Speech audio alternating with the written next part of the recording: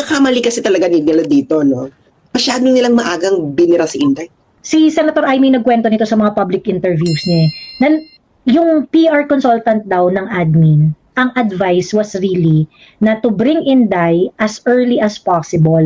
Sinize up na nila si Inday na alam nila na hindi nila talaga kayang itumbayan ng mabilisan. 2 years before the election might be very, very difficult for them. Pagkatapos too risky kasi wala na silang wing room. Wala na sila may isip, nalabas na nila lahat.